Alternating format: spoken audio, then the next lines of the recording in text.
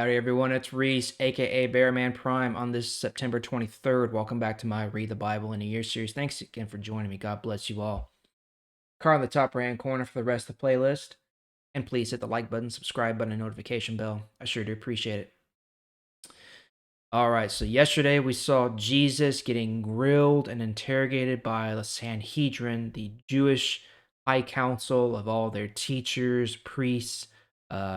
High priest himself was there, and they decide in there that he needs to die for their own ego satisfaction, because how could this guy be the Messiah when he's said these things about us?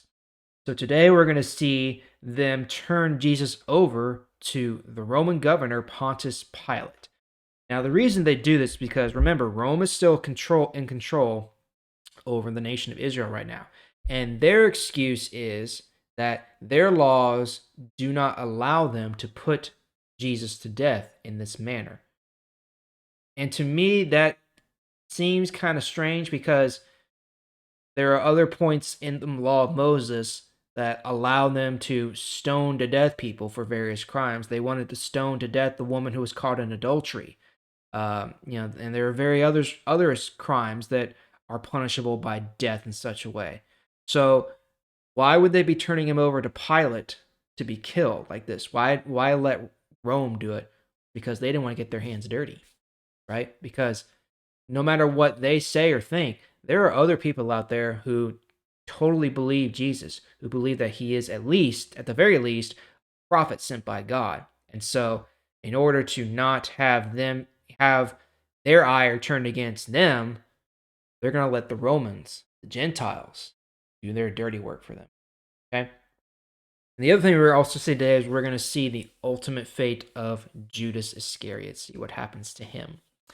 So let's go to Matthew 27 and start in verse 1 today. Early the next morning, all the leading priests and older leaders of the people met and decided to kill Jesus. They tied him, led him away, and handed him over to Pilate, the governor. Verse 3. Judas saw that they had decided to kill Jesus. He was the one who had handed him over. When he saw what happened, he was very sorry for what he had done. So he took the 30 silver coins back to the priests and the older leaders. Judas said, "I sinned. I handed over to you an innocent man to be killed." Jewish leaders answered, "We don't care. That's a problem for you, not us." So Judas threw the money into the temple. Then he went out from there and hanged himself. The leading priests picked up the silver coins in the temple. They said, "Our law does not allow us to keep this money with the temple money, because this money has paid for a man's death." So they decided to use the money to buy a field called Potter's Field. This field would be a place to bury people who died while visiting Jerusalem. That is why that field is still called the Field of Blood. This showed the full meaning of what Jeremiah the prophet said. They took 30 silver coins. That was how much the people of Israel decided to pay for his life. They used those 30 silver coins to buy the potter's field, as the Lord commanded me.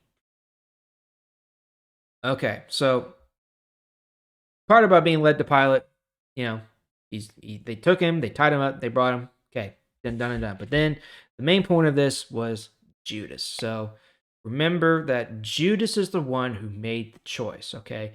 God did not force Judas to do what he did, right? Judas was already going to make that choice. So God allowed the devil to enter Judas and use him in that manner, right?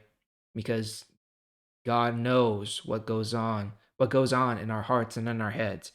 He knew that Judas was going to be, he was going to do what he did anyway, probably. But then afterwards, when all was said and done, he's standing there with his blood money, 30 pieces of silver, and he's just like, "What have I done? I condemned my teacher, an innocent man, to death. And he tries to throw the money back at them, saying, I don't want to have anything to do with that. And they're just so stuck up and said, that's your problem. You did it.